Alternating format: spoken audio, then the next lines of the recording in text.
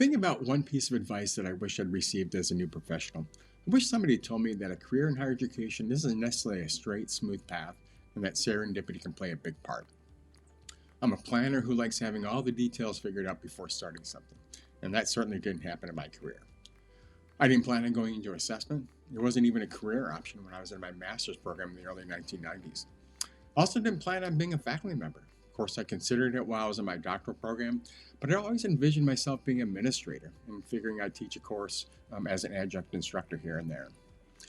But I've learned that I can't control as much about my career trajectory as I thought I could. Some decisions, such as the elimination of positions and being moved to other functional areas and offices, weren't in my control. But what also weren't in my control were the professional opportunities that arose unexpectedly. I began to believe in serendipity and seizing those opportunities when they arose. And if I tried to stick to the mental map of my career journey and not taking those unexpected detours, I wouldn't be where I am today, doing what I love. One fact about me that's not on my resume is that I'm a 2-time kidney donation recipient. When I was 12, I learned that I had a genetic kidney disease that would cause my kidney failure and hearing loss. My kidneys failed when I was a junior in college, and I went on peritoneal dialysis, which I was able to do in my residence hall room. When I was put on the national transplant list and given a beeper, since there were no cell phones back in 1989, I was waiting a call about a donated kidney.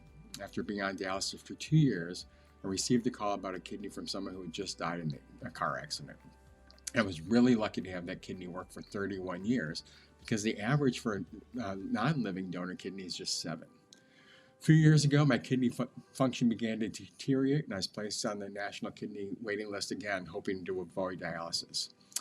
Now that there was social media, I posted a Facebook post talking about my need for a transplant and was amazed by the number of folks, friends and colleagues, who were offered to get tested, some of whom made it to the final stage of testing to learn that they couldn't donate to me. Fortunately, a person whom I was a hall director with at the University of New Hampshire back in 1993 saw my Facebook post regarding my need for a donor. While she wasn't the correct blood type, she mentioned my need to her wife, who was. She went through the extensive and arduous testing, after which we learned she was a direct match. And then on September 15, 2021, I received my second kidney transplant.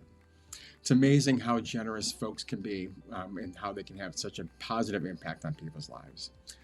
My health issues have been part of my identity since I was 12, and they shape who I am as a person, as a professional. And I'm thankful to everyone who's willing to be an organ donor, as the gift really saves lives. I joined NASPA to expand my professional network. I was a member of ACPA starting my first year as a full-time residence hall professional back in 1993. But I wanted to continue to build a network, which was especially important when I began full-time student affairs assessment work back in 2000. Assessment in student affairs was a budding functional area at the time. There were few resources to help folks learn about the job. There were no CAS standards that were specific to assessment, and there was only one book, Assessment for Student Affairs, that was published in 1996. A small number of us doing the work were really learning as we were doing it. With limited resources available to us at that point, we relied on each other. Thus, expanding my professional network was critical to not only my success as a professional now, but to the assessment work I was doing to support students on my campus. And I thank NASPA for the opportunity to meet and learn from many other folks in the field. In my career, I'm most proud of my role in advancing assessment within student affairs and higher education. My hope is that my involvement in ACPA, CAS, and student affairs assessment leaders, along with my scholarship that I've done with colleagues, has reduced assessment anxiety, increased assessment interest, and helped folks develop assessment skills and knowledge so that we as a field can better advance student learning, development, and success.